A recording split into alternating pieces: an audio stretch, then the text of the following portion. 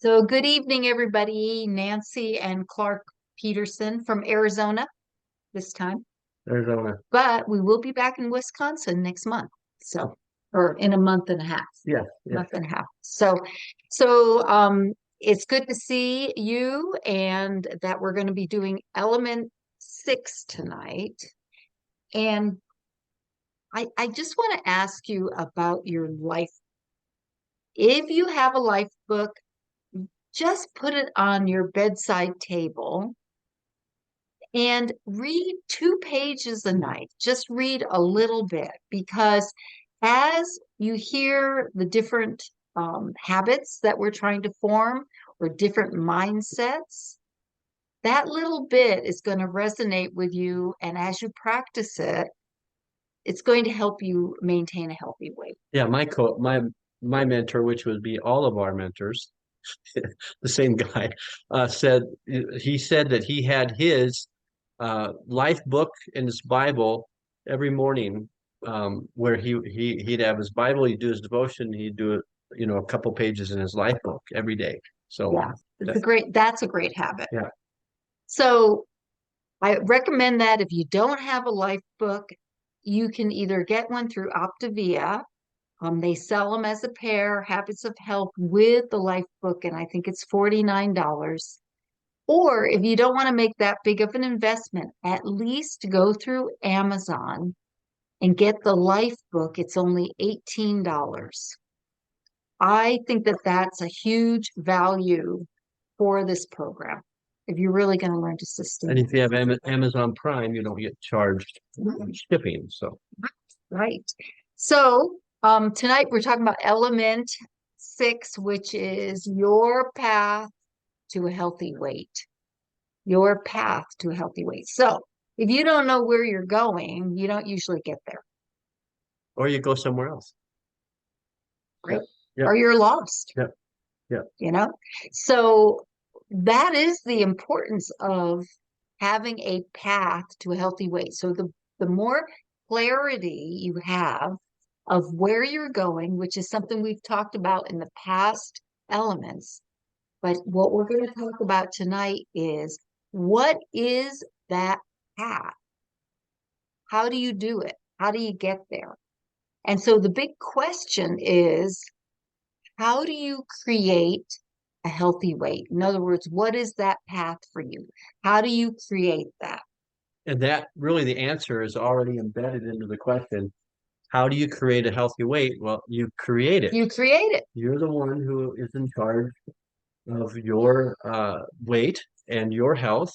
And we've learned in the past that only a small percentage of it is our DNA, and the rest of it is our choices.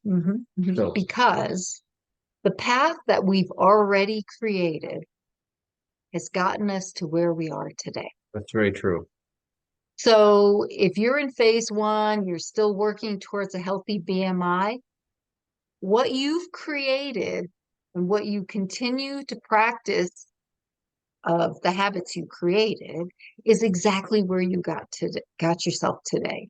So what we want to talk about tonight is how do we create or what is it we're going to create, right, to get to that healthy weight, which is all part of phase one. So how do we do that?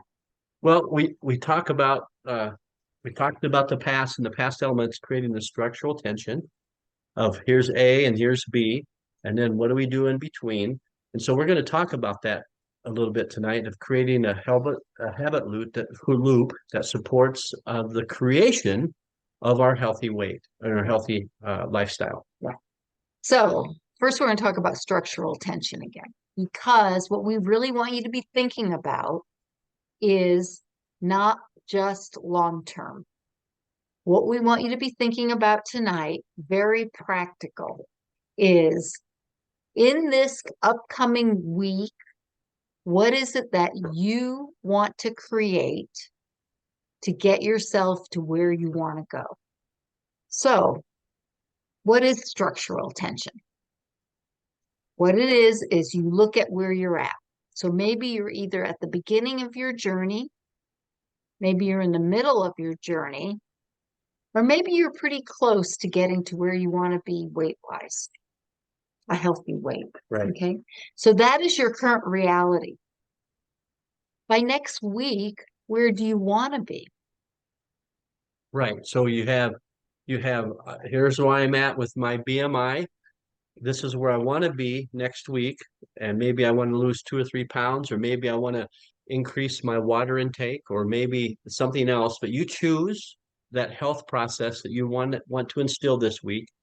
And so here's where I'm at, A, and B, this is where I want to be. Okay, so we're going to give you a little example of that. So we just spent 5 days driving from Wisconsin to Arizona. Great trip, by the way. And we just had a great time. But we have to tell you, our original goal on that trip was that we were going to continue with our going to the gym and doing our exercise on the trip. And being totally transparent, we did not. All I right? did not go to the gym every day. No. No. So we now are at our daughter's house in Arizona. So we're not at our house because it's being rented right now. So we're at our daughter's house. And so you know how that is when you're staying with someone, right? Your schedule, we call it life, right? Life changes Yeah, for you. it's happening. So what do you do? Because for us, our structural tension is we aren't exercising right this minute. We want to be exercising. So what are we going to do? Right. That's the part you're going to fill in this today. Fill it in today, because what we're talking about is just for the next 7 days, just 7 days. So if you're here, so say you've been challenged with, I don't know why our hand keeps going up, but it does. Let's lower that. That's so funny. Um, say a lot of friends in town, going out to eat more, um, wanted to exercise, didn't exercise, whatever it is, okay? Or you know what? You're 3 pounds from dropping into that next Base. phase, yeah, that next category of weight. Mhm. So you say, this is where I am. I'm going to have those 3 pounds off by next week. This is what I'm going to do to get there. That is the structural tension. Okay, so for us, what we're going to do is we're going to have our running shoes, or our walking shoes, I should say, what we wear for exercise clothes, right by the door to our room, because we are committed to every day going up to the gym 5 days a week. Not every day, 5 days a week, right? And we've already worked out with a trainer, so we kind of know the routine from Wisconsin. So we'll just go into the gym here. It's not that far from us, and we'll get that done. So what we're doing is we're putting our shoes by the door, but that is in our structural tension that we are committing to 5 days a week. So that's our cue. That's And our that's our cue cue. to do it, which is part of what's called the habit loop, right? So this is our challenge to you, is to figure out what you want to accomplish in 7 days. Because here's the thing, if you can do it in 7 days, you can do it the next 7 days too. If you And climb what that does is Camelback Mountain, you'll get there. that what? Go to Camelback Mountain? Is that what you Yeah, said? and climb that every day, you'll be okay. Yeah, well, yeah. But that's an hour drive. So I don't know if I'm committing to that. So getting to the gym, we thought that was pretty good, Dale. Yeah. Okay. Um, so we want to challenge you to do that. And we're going to ask you next week, what is it? In fact, if you want to share right now, what is it that you really want to accomplish, Dale, this week? That's what happens when I open my mouth. That's right. Uh, You, uh,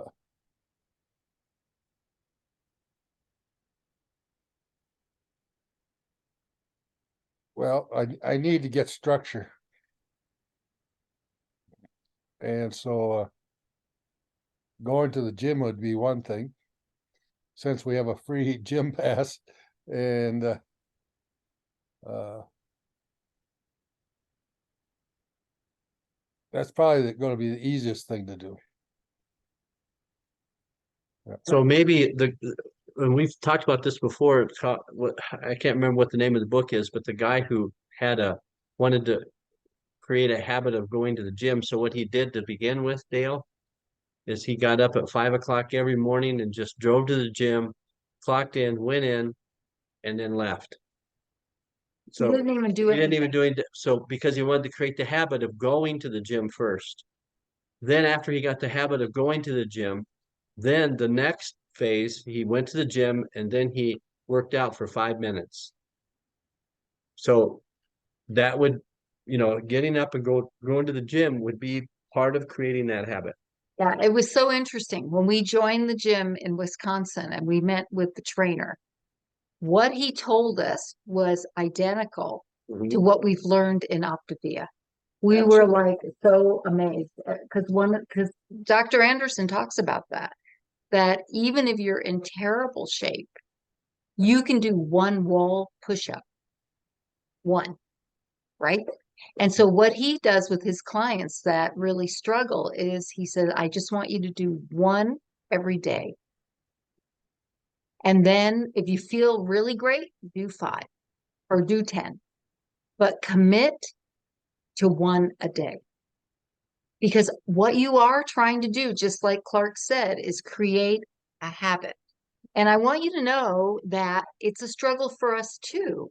It's not easy for us to do this Right. because life gets crazy, right? And what we did find out, because we did it for 2 or 3 weeks, we did find out when we didn't go on this trip that we missed it. And that's what you want to create.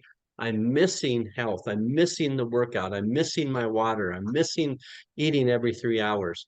And we miss the habit that we form. Right. And that's the key. So we want to read you just a paragraph that was so impactful. We thought out of the whole element 6, this one thing that Dr. Anderson wrote, just like we were like, yes, this is so right on. So here's what he says. It's on page 153, and here's what it says. Over 45 million individuals in the United States go on a diet. 5 million. Go on a diet to lose weight each year. 45 million. No wonder the diet industry is so big. It's so All big. you do is have to see anywhere with it's advertised all over, right? So they're desperately seeking to shed the extra fat that they've accumulated. For the vast majority, the decision is an emotionally driven decision, triggered usually by negative consequence of the way we look, the way our clothes fit, external pressure from those around us, or a potential looming medical issue. Feeling bloated, tired, unhappy, most run to the latest weight loss fad and start what has become a series of attempts to get rid of their belly fat. So that is such a great description of the yo-yo dieters, of which I was chief. You were professional. I was a professional yo-yo dieter. And I'm so happy not to have that profession anymore. And it's not that we don't still struggle at times with certain things, but the more you practice good habits, it's actually easier to get back on track. Because I don't know if you remember this from in the beginning of the program. I don't know if you have enjoyed the evolution of when you do end up making choices that aren't necessarily good for your health, you're able to get back on a little quicker. And you should stay on a little longer. That should be the goal. I heard it described one time, and I thought it was a great description that it's not that, once you lose your weight and have maintained it, that you don't have moments of pumpkin pie and whatever else. Okay. You have those moments, but what happens is those moments become very brief and they're spread apart. And I'm just going to show you something right now. Hold on.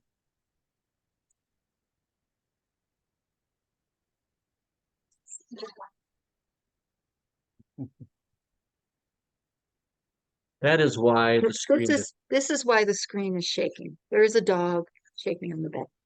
Um, anyway, so the whole thing is, in order to get Cooper, in order to get to where you want to go, you have to be in touch with the reality where you are, where you want to go, and how you're going to do it.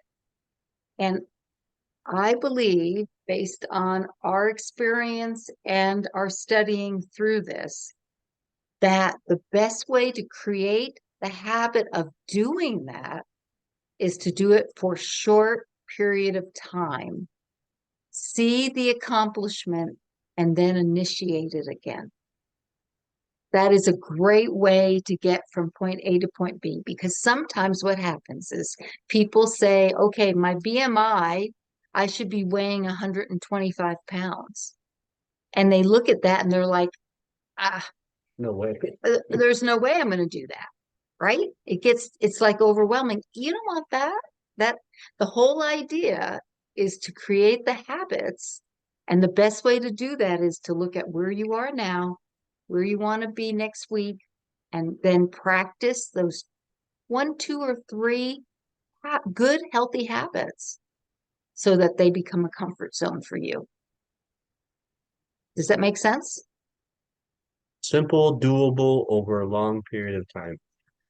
And the beautiful counterpart to that is when you actually do that and look at where you are and where you want to be and how to get there, you add in, what are you going to do to support that? Meaning, like, we're going to put our shoes and clothes by the door, so that first thing in the morning, we're like, those are what go on. This is what we're going to do. And even the trainer in Wisconsin said this to us. I love this, and I hope you remember this when I tell you this today, because it's going to help you. He said the hardest thing about you working out at the gym will be you walking through the door. Yeah. He said that's the hardest part. If you will walk through the door, you will do it.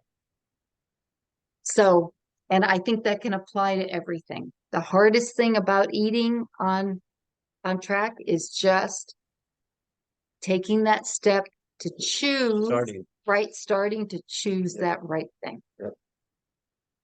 Instead of letting it be, oh, what am I going to have? Right?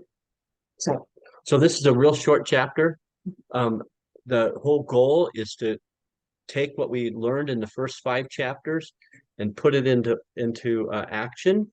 And this week, the challenge is one thing, and A to B, and how you're going to get there. All right. Every day. All right. Awesome. You guys are the best. Congratulations for showing up. Yep. Love those flowers there. Cherry blossoms. Lisa? I see cherry blossoms, Yeah. Lisa. Yeah, the flowering trees out your back window, right? Yep. Anyway, And we're beautiful. going to see you, Lisa, in February, because we're coming over. So, Yes, Well, I'm going to try and figure out a way of getting over to that island. well, depending what goes on, we may end up going to Oahu too. So, I'll stay in touch with you.